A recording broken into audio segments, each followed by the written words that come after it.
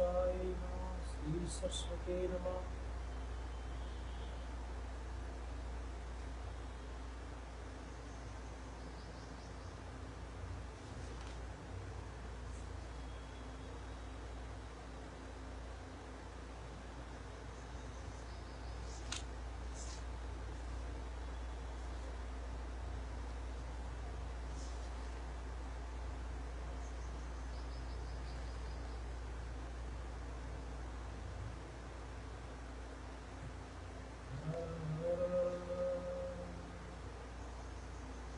हर हर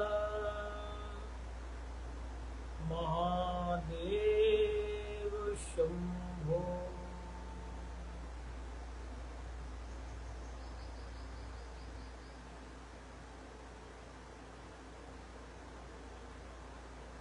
श्री शिव पुराण अंतर्गत भगवान शिव के शिवलिंग की उत्पत्ति की कथा और शिवरात्रि क्यों मनाई जाती है, शिव पुराण के अंतर्गत इस कथा का हम सब लोग श्रवण करेंगे। नंदिकेश्वर महाराज सनत कुमार को कथा सुना रहे हैं, सूत जी कथा सुना रहे हैं शौनकादि 88,000 ऋषियों को।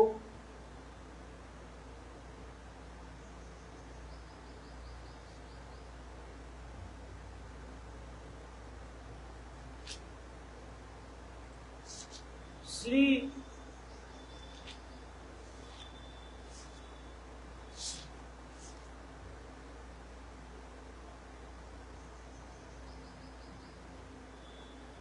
शौनक आदि ऋषियों ने सूत जी से प्रश्न किया, हे सूत जी, सभी देवताओं की मूर्ति में पूजा की जाती है, सभी देवताओं की मूर्ति में पूजा की जाती है, किंतु शिव जी की पूजा मूर्ति व लिंग दोनों में की जाती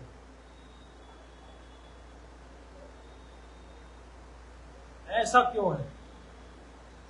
शिव जी की पूजा मूर्ति में भी की जाती है और लिंग स्वरूप में भी की जाती है, जबकि अन्य देवताओं की पूजा केवल मूर्ति में ही की जाती है। ऐसा क्यों है, हमें समझाइए। सूत जी बोले, एकमात्र शिव ही ब्रह्म रूप होने के कारण निराकार कहे गए हैं और साकार भी कहे गए हैं। शिव ब्रह्म होने के कारण निराकार भी कहे गए हैं और साकार भी भगवान शिव को कहा गया है।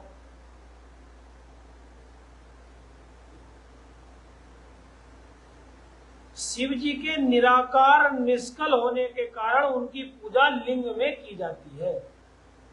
उनका निराकार जो रूप है, भगवान शंकर का जो निराकार रूप है, वह शिवलिंग के रूप में पूजा की जाती है। अर्थात शिवलिंग शिव के निराकार रूप का प्रतीक है। क्या है? शिवलिंग भगवान शिव के निराकार रूप का प्रतीक है और जो शिव विग्रह है, मूर्ति है, वह भगवान शिव के साकार रूप का प्रतीक है। लिंग निराकार है और मूर्ति साकार है, इसलिए लिंग की और मूर्ति की दोनों की पूजा करने का विधान है। भगवान शिव के लिंग की भी पूजा होती है और विग्रह की भी पूजा की जाती है। शिव के अतिरिक्त देवता, अन्य जो देवता हैं, वह साक्षात ब्रह्म नहीं है, इसलिए उनका निराकार लिंग नहीं होता। सूत जी कहते हैं, पूर्व काल में मंदराचल पर्वत पर यही प्रश्न सनत कुमार ने नंदिकेश्वर महाराज से कहा था। केवल शिव की पूजा लिंग में ही क्यों होती है, अन्य देवताओं की क्यों नहीं होती? तब नंदिकेश्वर महाराज ने, नंदिकेश्वर जी ने जो बताया था वह मैं आपसे बताता हूं, ध्यान से सुनो। नंदी जी कहते हैं, नंदीकेश्वर कहते हैं, मुझे जो साक्षात शिव जी ने बताया है, जो साक्षात शिव जी ने बताया है, वह मैं आपको कहता हूं, ध्यान पूर्वक सुनिए। तब नंदीकेश्वर ने सनत कुमार को शिव भगवान के निराकार स्वरूप लिंग के उत्पत्ति और प्राकट्य की कथा सुनाई कि किस प्रकार भगवान का लिंग जो है प्रकट हुआ।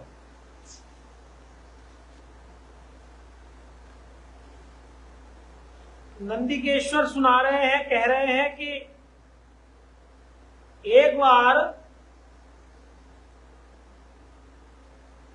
विष्णु जी और ब्रह्मा जी में श्रेष्ठ कौन है, विष्णु जी और ब्रह्मा जी दोनों में कौन श्रेष्ठ है, कौन बड़ा है, इस वार्ता को लेकर ब्रह्मा जी और विष्णु जी में दोनों में विवाद हो गया। ब्रह्मा जी ने विष्णु जी से कहा कि मैं जगत का पिता हूं, जगत की सृष्टि करता हूं, जगत का संरक्षण करता हूं, जगत का रक्षक हूं, इसलिए मैं बड़ा हूं, मैं ही आपका पिता हूं और मैं ही आपका रक्षक हूं। विष्णु भगवान से ब्रह्मा जी ने कहा। ब्रह्मा जी के अभिमान भरे शब्द सुनकर विष्णु भगवान ने कहा कि आप अज्ञानतावश यह वार्ता कर रहे हैं। कैसे? जैसे चोर दूसरे की संपत्ति को अपना कहता है, चोर दूसरे की संपत्ति को अपनी समझता है कि इसको चुरा लूंगा। इसी प्रकार विष्णु भगवान ने कहा कि हे ब्रह्मा, तुम अपने आप को श्रेष्ठ साबित कर रहे हो, जैसे चोर अपनी संपत्ति दूसरे की संपत्ति को अपना समझता है। वास्तविकता यह है कि मैं ही आपका जन्मदाता पिता हूं, मैं ही आपका पिता हूं और मैं ही आपसे श्रेष्ठ हूं।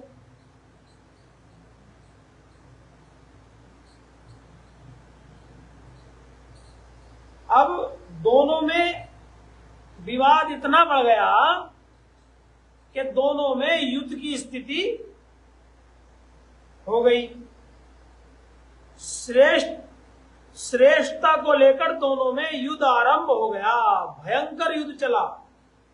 देवता गण भी युद्ध देखने के लिए आए। देवताओं ने देखा कि ब्रह्मा जी और विष्णु जी के बीच में युद्ध प्रारंभ हो गया। देवता गण भी आए। दोनों ब्रह्मा विष्णु का भयंकर युद्ध देखकर देवता भयभीत हो गए और भयभीत होकर भगवान शिव के पास कैलाश पर्वत पर चले गए। भगवान शिव माता पार्वती के साथ भव्य दिव्य सिंहासन पर अपने गणों के साथ शोभायमान थे। कर्पूर गौरम करुणावतारम भुजगेंद्रहारम संसार सारम सदा वदंतम हृदयारविंदो ओम भवानी से। कपूर जैसे गौर वर्ण के भगवान शंकर अपने नित्य सिंहासन पर नित्य गणों के साथ विराजमान थे। रतन जड़ित सिंहासन पर भगवान शिव कैलाश पर विराजमान थे। चंवर झुलाया जा रहा था, वेद उनकी स्तुति कर रहे थे। उन महेश्वर भगवान श्री शिव को देखकर देवताओं ने दंडवत प्रणाम किया।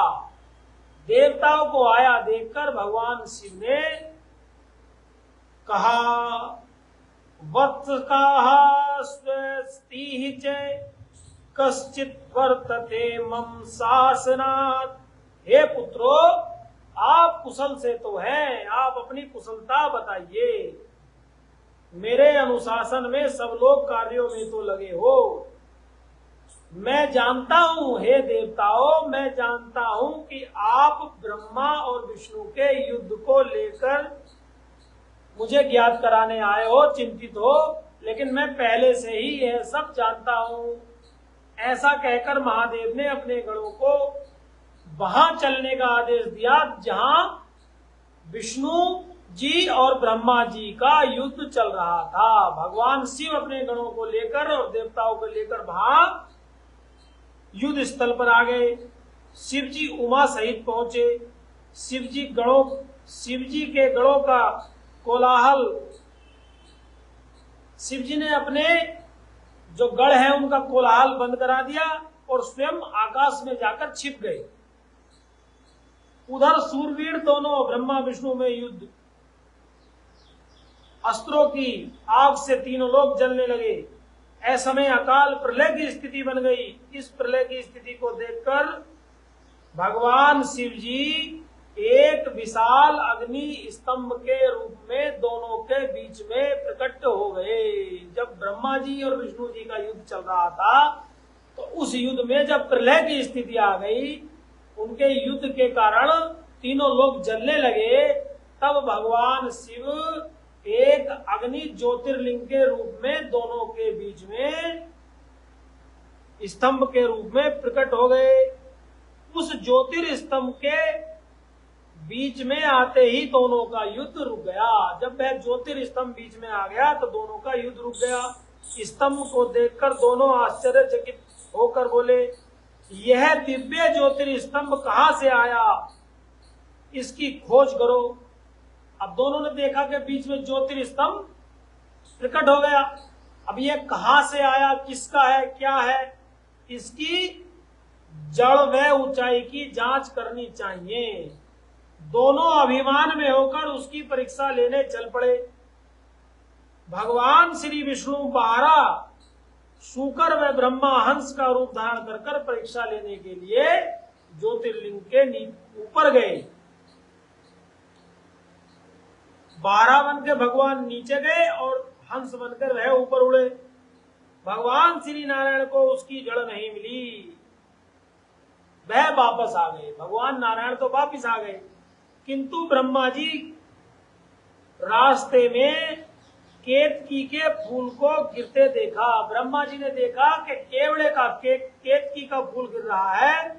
तब ब्रह्मा जी केतकी के फूल से बोले, तुम कहां से गिर रहे हो, तुम्हें किसने धारण कर रखा था, तुम कहां से आ रहे हो, तुमको किसने ग्रहण कर रखा था। केतकी का पुष्प बोला, मैं इस पुरातन स्तंभ के बीच बहुत समय से गिर रहा हूं। वह पुष्प बोला कि मैं इस स्तंभ पे काफी समय से गिर रहा हूं, किंतु इसका आदि आरंभ कहां से कहीं तक दिखाई नहीं दिया। तुम भी इसका अंत छोड़ दो। ब्रह्मा जी से केतकी का पुष्प बोला कि इसका कोई स्तंभ का आदि है ना अंत है, आप भी इसके आदि अंत के चक्कर में न पड़ो। ब्रह्मा जी बोले, हे मित्र, तुम मेरा एक काम करो। अब ब्रह्मा जी बोले कि तुम मेरा काम करो, मेरे साथ चलो और विष्णु के पास जाकर कह दो कि ब्रह्मा ने इस ज्योतिर्लिंग स्तंभ का अंत देख लिया, इसकी था पाली कि जड़ कहाँ है, इसका अंत कहाँ तक है। पुष्प मान गया ब्रह्मा जी की बात को और आकर विष्णु जी से झूठ बोल दिया। विष्णु जी के सामने केतकी के पुष्प ने कहा कि हाँ, ब्रह्मा जी ने इस ज्योतिर्स्तंभ का अंत पता कर लिया। विष्णु जी ने ब्रह्मा जी को बड़ा मान लिया और बड़ा मानकर स्वीकार करके उन्हें प्रणाम किया। अब तो भाई ब्रह्मा जी बड़े हैं, जब इतने हमसे जानकारी नहीं हो पाई, ब्रह्मा जी ने कर लिया। उसी समय महेश्वर शिव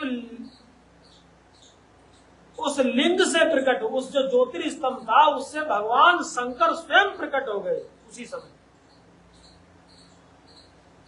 महेश्वर शिव को देखकर विष्णु जी उनके चरणों में गिर पड़ बोले, हे परमेश्वर, मैंने मोहवश बहुत प्रयास किया किंतु सफल नहीं हो पाया, अतः आप मुझे क्षमा करें, मुझ पर कृपा करें, प्रसन्न हो जाएं। आपकी लीला कोई नहीं जानता।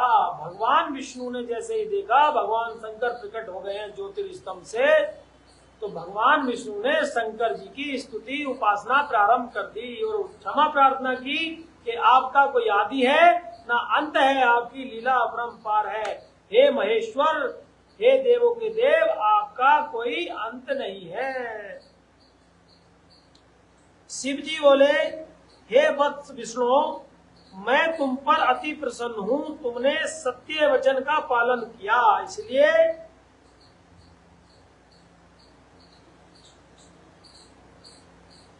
तुम मेरे ही समान पूजे जाओगे। तुमने सत्य बात कही, इसलिए तुम मेरे ही समान पूजे जाओगे। तुम्हारी पुण्य क्षेत्रों में मूर्ति बनाकर पूजन होगा, उत्सव आदि मनाए जाएंगे। इस प्रकार सबके सामने विष्णु जी को अपने समान अधिकारी बना दिया भगवान शिव ने। दोनों में कोई भेद नहीं होगा। भगवान शिव ने कहा, सबके सामने सब देवता सब गण खड़े थे, आप में भगवान विष्णु को कहा कि आप में और मुझ में कोई भेद नहीं होगा, आप मेरे ही समान हो गए हैं।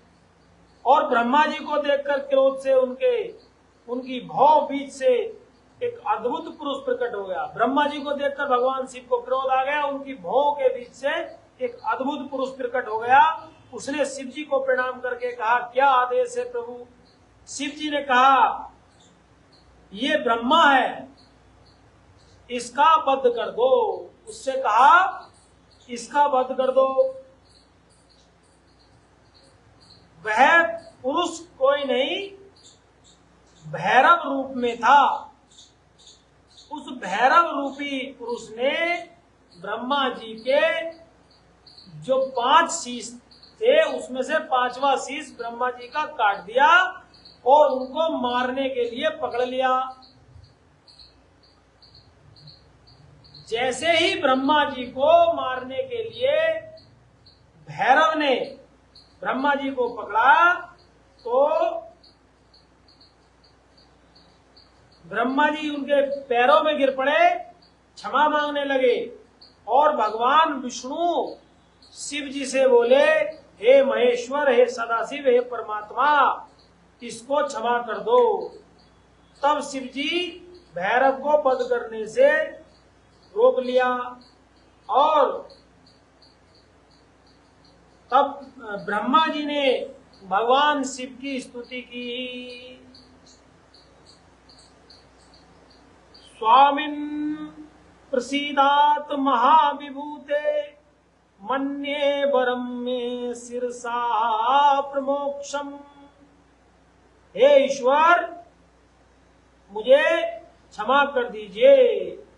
नमस्तुभ्यं भगवते वंदवे विश्वयोयने, सहिष्णवे च दोषाणां संभवे शैलधन्ववे।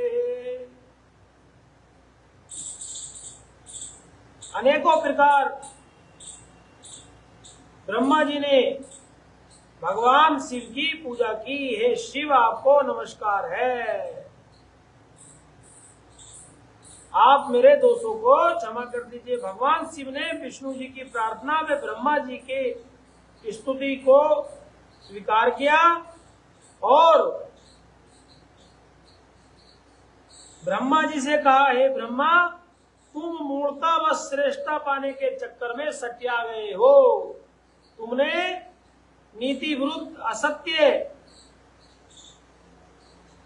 वार्ता की है, इसलिए संसार में तुम्हारा सत्कार नहीं होगा। शिव जी बोले ब्रह्मा जी से कि तुमने असत्य भाषण किए हैं और तुमने मूर्ता का व्यवहार किया है, इसलिए तुम्हारा सत्कार नहीं होगा, तुम्हारे मंदिर नहीं होंगे, तुम्हारा पूजन नहीं होगा, तुम्हारा कोई उत्सव नहीं मनाया जाएगा। ब्रह्मा जी बार बार क्षमा याचना करने लगे, स्तुति करने लगे। जब स्तुति क्षमा करने लगे, तब शिव जी ने कहा कि ब्रह्मा, मैं तुमको एक वर देता हूं कि तुम यज्ञ में श्रेष्ठ रहोगे। यज्ञ की श्रेष्ठता ब्रह्मा जी को दे दी। तुम्हारे बिना यज्ञ पूर्ण नहीं होगा। ब्रह्मा जी के बगैर कोई यज्ञ पूरा नहीं होगा। अब और झूठी गवाही देने वाले केत की भूल से कहा, हे सट नीच, तू यहां से दूर चला जा। मेरी पूजा में तुम्हारा पुष्प नहीं चढ़ाया जाएगा। तुम मुझे प्रिय नहीं। जैसे और पुष्प भगवान को प्रिय है, तो केतकी का जो पुष्प है, केवड़े का पुष्प है, वह भगवान शंकर को प्रिय नहीं होगा। भगवान शंकर ने केवड़े के पुष्प को ये श्राप दे दिया। केतकी के फूल बोला, हे नाथ क्षमा करो, आपको नमस्कार है, मेरा तो जन्म ही निष्फल हो गया, अब मैं क्या करूंगा, मेरे उपयोग कौन करेगा, क्षमा करके मेरे अपराधों को क्षमा कर दीजिए, मेरा जीवन सफल कर दीजिए। केतकी का फूल शिव जी से विनती करने लगा। शिव जी बोले, मैं तो तुम्हें स्वीकार नहीं करूंगा। शिव जी ने कहा कि हे केतकी के पुष्प, मैं तुम्हें किसी भी अवस्था में स्वीकार नहीं करूंगा, किंतु विष्णु आदि अन्य देवताओं पर तुम पूजित रहोगे और मंडप की सजावट आदि में मेरे ऊपर भी आपका प्रयोग हो सकता है। सदाशिव को प्रणाम करके ब्रह्मा विष्णु उनके दोनों ओर हाथ जोड़कर खड़े हो गए। भगवान सदाशिव के दोनों ओर खड़े हो गए, भगवान विष्णु और ब्रह्मा जी। उन्होंने महादेव को परिवार सहित आसन पर बैठाकर पूजन किया। भगवान शिव को गणों सहित परिवार सहित माता पार्वती सहित बैठाकर पूजन किया। पूजन की समस्त आवश्यक सामग्री व विधान के साथ पूजन किया, बारंबार स्तवन किया और स्तुति की। भगवान शिव पूजन से प्रसन्न होकर बोले, हे पुत्रो, आज का दिन महान है, तुम्हारे द्वारा जो मेरी पूजा की गई है। भगवान शिव बोले कि हे ब्रह्मा, हे विष्णु, आज के दिन आप दोनों के द्वारा जो मेरी पूजा विधिवत तरीके से पूजा की गई है, मेरा अभिषेक किया गया है, इसलिए यह दिन परम पवित्र महानतम होगा और यह तिथि शिवरात्रि के नाम से प्रसिद्ध होगी, शिवरात्रि के नाम से जानी जाएगी। तो शिवरात्रि क्यों मनाई जाती है? सर्वप्रथम जब ज्योतिर्स्तंभ प्रकट हुआ भगवान शिव का, तो सर्वप्रथम भगवान विष्णु जी ने और ब्रह्मा जी ने भगवान शिव की विधिवत तरीके से अभिषेक कर विधि विधान से भगवान शिव के उस ज्योतिर्लिंग की उपासना की, पूजा की। इसलिए भगवान शिव ने कहा कि आज से यह दिन शिवरात्रि के नाम से विख्यात होगा। यह शिवरात्रि मुझे बहुत प्रिय होगी। जो मनुष्य शिवरात्रि का व्रत पूजन विधान नियम करेगा, जो मनुष्य शिवरात्रि का पूजन करेगा, विधान करेगा, नियम करेगा, उसको जो फल पूरे वर्ष पूजा का मिलता है, वह खाली एक दिन शिवरात्रि पर पूजा करने का मिलेगा। जो पूरे वर्ष पूजा करने का फल भगवान शिव की है, एक दिन शिवरात्रि के दिन अगर मनुष्य व्रत करता है, विधिवत तरीके से भगवान शिव का जलाभिषेक करता है, नैवेद्य आदि पुष्प फल आदि चढ़ाता है, नियम पूर्वक व्रत उपवास करता है, तो पूरे वर्ष जो भगवान शिव की पूजा करने का फल प्राप्त होता है, वह केवल एक दिन शिवरात्रि के दिन भगवान का व्रत पूजन करने से प्राप्त हो जाता है। ये भगवान शिव ने वरदान दिया। इसलिए इस तिथि को मेरी स्थापना मंगलमय उत्सव होना चाहिए। मार्गशीर्ष आद्रा नक्षत्र में ज्योतिर्लिंग प्रकट हुआ। जो मार्गशीर्ष में मेरा पार्वती सहित दर्शन पूजन करेगा, वह मुझे कार्तिक के समान प्रिय होगा। और बाद में यह जो विराट बड़ा ज्योतिर्स्तंभ है, यह छोटे लिंग के रूप में परिवर्तित हो जाएगा और यह स्थान अरुणाचल के नाम से जाना जाएगा। हे ब्रह्मा विष्णु सुनो, पहले मेरा लिंग रूप प्रकट हुआ ब्रह्म रूप का ज्ञान कराने, फिर ईश्वर तत्व का स्पष्ट साक्षात्कार कराने के लिए मैं स्वयं प्रकट हुआ। पहले मेरा ज्योतिर्लिंग प्रकट हुआ, लिंग रूप में प्रकट हुआ, फिर मैं स्वयं प्रकट हुआ। लिंग मेरा ब्रह्म तत्व का बोध कराने का चिन्ह है। लिंग क्या है? भगवान शिव का चिन्ह है। ब्रह्म तत्व का बोध कराने का, के ब्रह्म है। लिंग भगवान शिव का चिन्ह है और जो ईश्वर परमात्मा तत्व है, वह मेरा साकार सकल रूप है। इसलिए मेरे लिंग की पूजा हमेशा करनी चाहिए। भगवान शिव बोले मेरे लिंग की हमेशा पूजा करनी चाहिए। ब्रह्मा विष्णु जी के पूछने पर शिव जी ने सृष्टि की रचना, पालन, संहार आदि का विस्तार ज्ञान उपदेश देकर दोनों को उपदेश दिया। और कहा तुम दोनों ओमकार का जप करो। क्या कहा? ब्रह्मा जी से और विष्णु जी से कहा कि तुम दोनों ओमकार का जप करो। यह ओमकार मेरे मुख से प्रकट हुआ है, यह प्रणव मंत्र है। ओमकार प्रणव मंत्र है जो भगवान शिव के मुख से प्रकट हुआ है।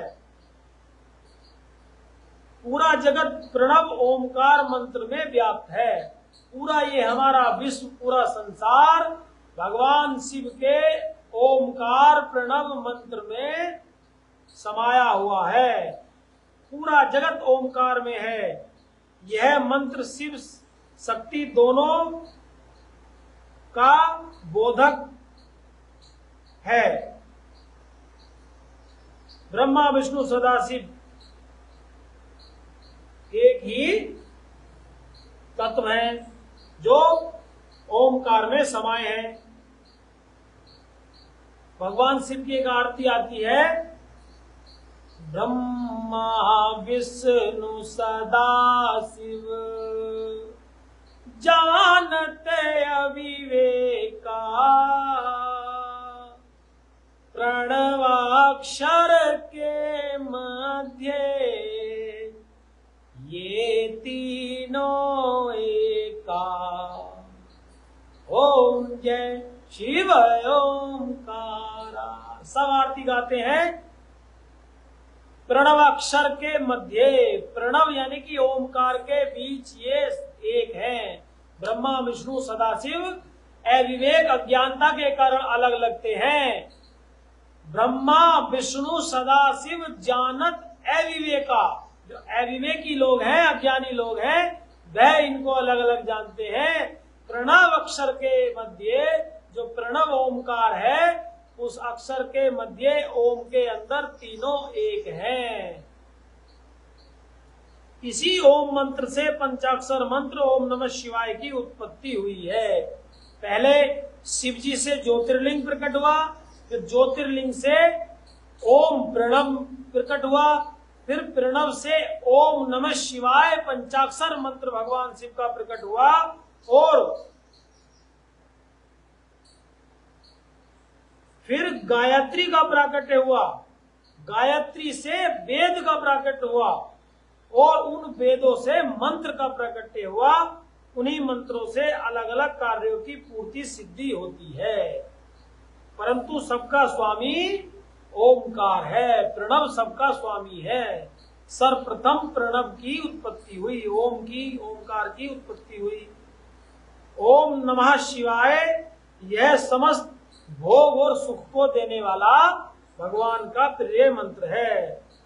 फिर महादेव ने जगदम्बा माता पार्वती के साथ गुरु रूप में ब्रह्म भाव विष्णु जी को वस्त्र से आच्छादित करके धीरे धीरे गुरु मंत्र दिया। महादेव ने माता पार्वती के साथ ब्रह्मा जी को और विष्णु जी को वस्त्र से ढककर दोनों को गुरु मंत्र दिया। भगवान विष्णु और ब्रह्मा जी के गुरु भगवान शिव हैं। मंत्र दीक्षा दी। दोनों ने गुरु दक्षिणा में अपने आप को भगवान शिव को समर्पित कर दिया और दोनों ने हाथ जोड़कर शिव की स्तुति की। नमः निष्कल रूपाय, नमो निष्कल तेज से, नमः सकल नाथाय, नमस्ते सकल आत्मने, नमः प्रणव बच्चाय, नमः प्रणव लिंगने, नमः सृष्टादि करते च, नमः पंचमुखाय। आप निष्कल रूप हो, आपको बारंबार नमस्कार है। आप निष्कल से प्रकट शिव हैं, आप सबके स्वामी हैं। सकल रूप आपको नमस्कार है। आप प्रणव के अर्थ हो, आप प्रणव लिंग हो, पालन संहार उत्पत्ति करते हो, आपको नमस्कार है। हे पंचमुख आपको नमस्कार है। आप सबकी आत्मा, सबके गुरु, समस्त शक्तिशाली, समस्त गुणशाली शंभु आपको बारंबार नमस्कार है। है धन्य तेरी माया जग में, हो दुनिया के रखवारे, शिव शंकर डमरू वाले। भगवान शिव की महिमा अनंत है। इस प्रकार अनेकों प्रकार ब्रह्मा जी ने विष्णु जी ने स्तुति कर कर की। भगवान शंभु प्रसन्न होकर बोले, हे पुत्रो, मैं ही सर्वत्र सर्वरूप हूँ, तुम दोनों मेरे ही स्वरूप प्रणव मंत्र का जाप करो। भगवान शिव बोले, आद्रा नक्षत्र चतुर्दशी को प्रणव जाप विशेष फलदायी है। सूर्य की संक्रांति पर जाप करोगे तो करोड़ों गुना फल देगा। मृगशिरा का अंत व पुनर्वसु का प्रारंभ मेरे दर्शन पूजन के लिए चतुर्दशी प्रदोष व्यापनी अमावस्या युग श्रेष्ठ है। भगवान शिव कह रहे हैं कि मेरे पूजन के लिए चतुर्दशी प्रदोष व्यापनी, प्रदोष में चतुर्दशी तिथि हो और अमावस्या युक्त हो, अगले दिन अगर उसमें अमावस्या भी आ जाए तो वह श्रेष्ठ है। पूजन लिंग में मूर्ति दोनों श्रेष्ठ हैं। विधान बतलाकर गुरु मंत्र देकर सदाशिव अंतर ध्यान हो गए। भगवान सदाशिव ने ब्रह्मा जी और शिव जी ने ब्रह्मा जी और विष्णु जी दोनों को गुरु मंत्र दिया, दोनों को उपदेश दिया, दोनों को ब्रह्म तत्व का ज्ञान दिया और सारा विधान बताकर भगवान शिव वहां से अंतर ध्यान हो गए।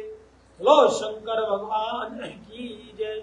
इस प्रकार सूत जी ने ऋषियों को और नंदिकेश्वर ने सनकादि जी को और ब्रह्मा जी ने नारद जी को कथा बताई कि किस प्रकार भगवान शिव के ज्योतिर्लिंग का प्राकट्य हुआ, प्रादुर्भाव हुआ, उत्पत्ति हुई। ब्रह्मा जी और विष्णु जी जब आपस में युद्ध करने लगे, दोनों का युद्ध जब भयंकर बढ़ गया तो दोनों के युद्ध को शांत करने के लिए भगवान शिव एक अग्नि ज्योतिर्लिंग, विराट ज्योतिर्लिंग के रूप में दोनों के बीच में प्रकट हो गए। और सर्वप्रथम दोनों ने, ब्रह्मा जी ने और विष्णु जी ने, भगवान शिव के उस प्रकाश में ज्योतिर्लिंग की, विराट ज्योतिर्लिंग की पूजा विधिवत तरीके से पूजा की, अभिषेक किया, बंदन स्तुति की। इसलिए भगवान शिव ने कहा कि यह दिन शिवरात्रि के नाम से विख्यात होगा। इस दिन को शिवरात्रि के रूप में मनाया जाएगा, इसलिए तब से शिवरात्रि मनाई जाती है। शिवरात्रि मनाने का महात्म्य यही है। ये भगवान शिव के लिंग रूप में प्राकट्य की कथा और शिवरात्रि क्यों मनाई जाती है उसकी कथा। लो शंकर भगवान की जय। नमः पार्वती पते हर हर महादेव शंभो।